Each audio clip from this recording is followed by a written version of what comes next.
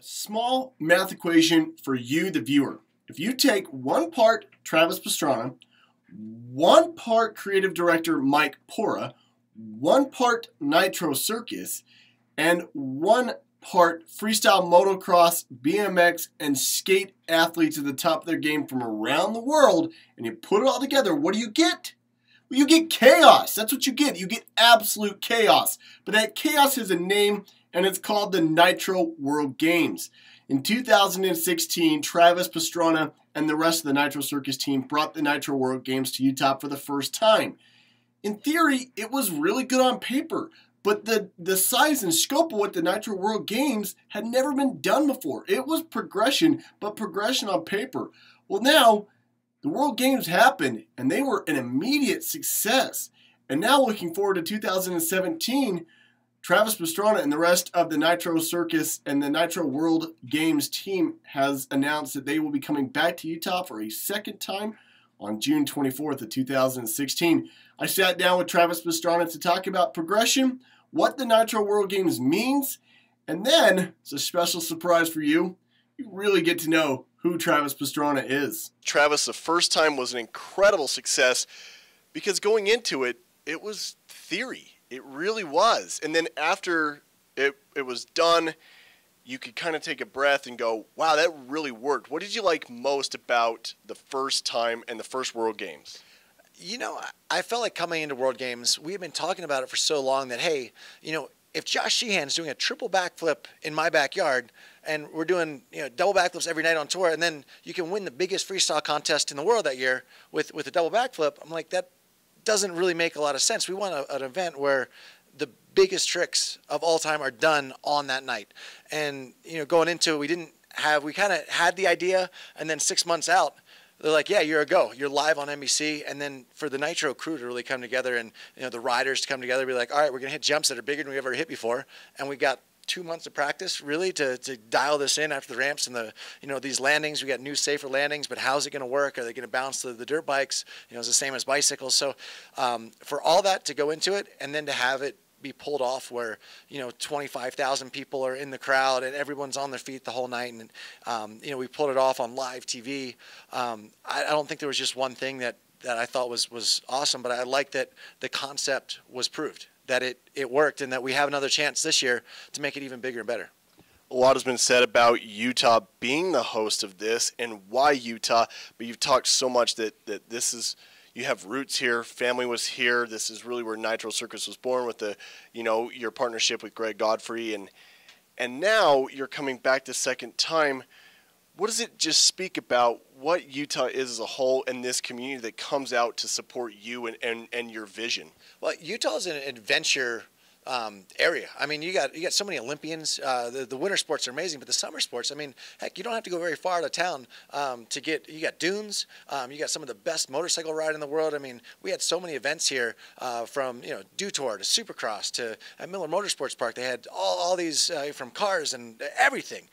So you had everything covered in this area, and there's some great mountain biking. That's another reason we picked Utah. Is we're like, look, like as a family man now, if I go somewhere, I love to watch crazy shenanigans, but I also want to do some stuff. So I'm like, man, if you go out, it's a one-day event, everything packed into, you know, 4 hours instead of 4 days, and then, you know, you got your whole Sunday, you know, basically that you can go and you can go mountain bike and you can go do all this awesome stuff. Heck, you can go not too far out. There's skydiving. There's indoor wind tunnels. There's such great communities for everything action sports. It was kind of a no-brainer for us. And I mean, Nitro Circus started here with Greg Godfrey and that guy, and you know, we did the whole Godfrey clan and Godfrey trucking. So many world's firsts have actually happened right here. We actually hold the Guinness Book of World Record for most world's first or most Guinness records in one day.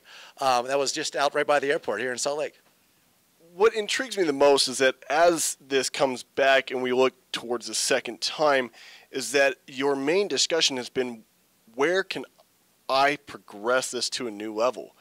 But there are so many people that look at this and go, is there another level? Is it possible to take this to another level when right now you're at this extreme nature of what you've presented? Do you see that there is another level while you still continue stress the safety aspect of what you want to do in the World Games? It's a fine line, and the reason we really did the first World Games is because we're like, look, we can make the sport safer. We can make it bigger. We can give the riders the passion back. And I say passion a lot. I kind of stress that because that's why I got into action sports. It's a passion sport. You do it because you absolutely love it.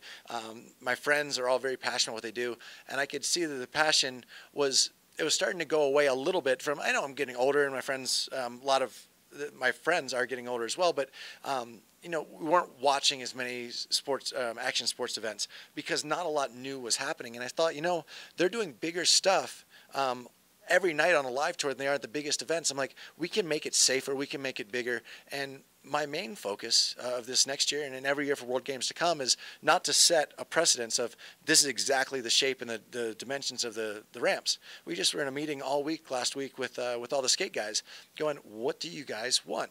And how can we build a ramp that you guys can do stuff that's never been done? And to see all the, especially the younger kids coming up and being like, I want to do this, and if we had this, and just to see that passion.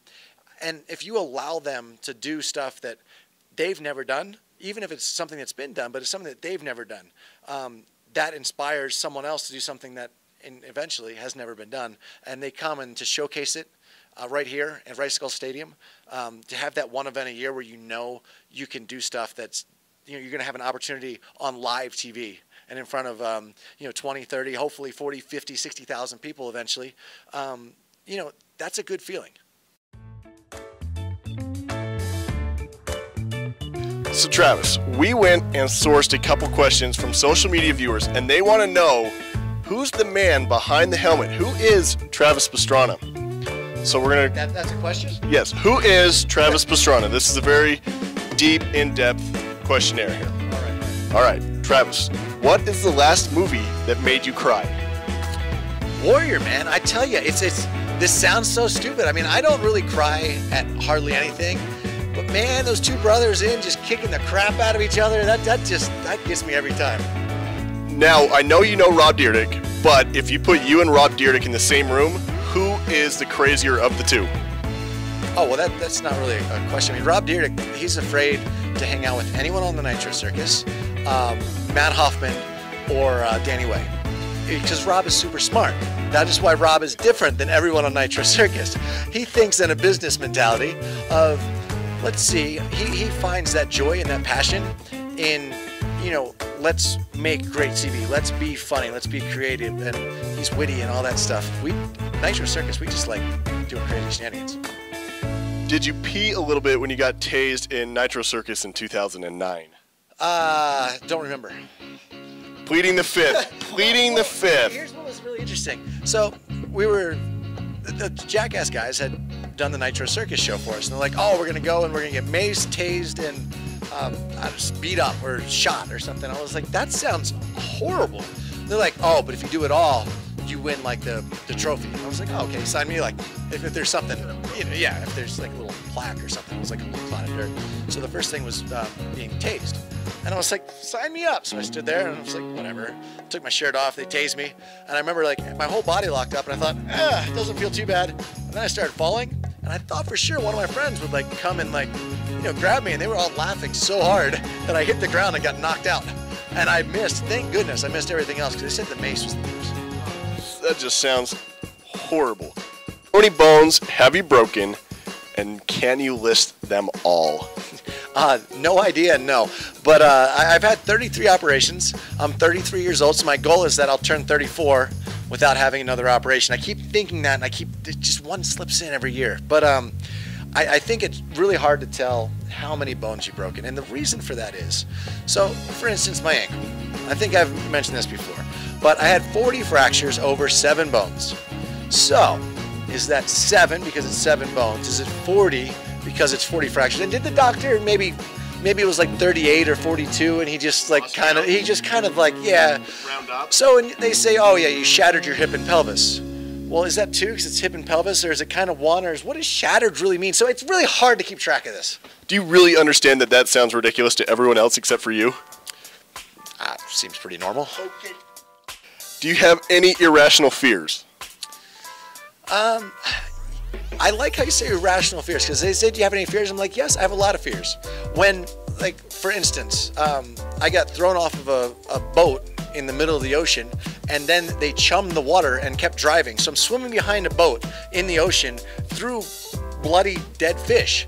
And yes, I was sincerely afraid of getting eaten by a shark, but I feel like, you know, I've watched Discovery Channel, you chum the waters in the ocean, like there's big fish out there. So when I got in and was like pretty much in tears, like, because I just swam like a half mile trying to catch the boat, which was stupid. I should have sat there, but just felt like maybe I could do something.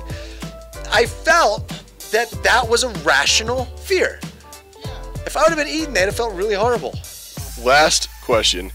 What was the name of your first email address when you first got an email, and do you still use it? Gimp199 at AOL.com, and no, I kept getting hacked. So I made it till, about, I don't know, it's like 10 years on that.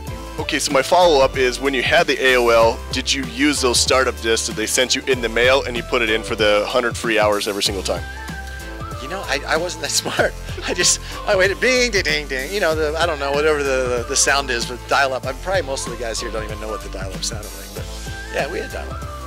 This here is Travis Pastrana. He's an absolute legend in the sport. Travis, thank you so much for joining us. Looking forward to Nitro World Games, and thanks for playing along with social media. All right, hey, I want to know what your first email address was. It's actually still the same. It's still. Thanks, Travis. I appreciate it. Thank you.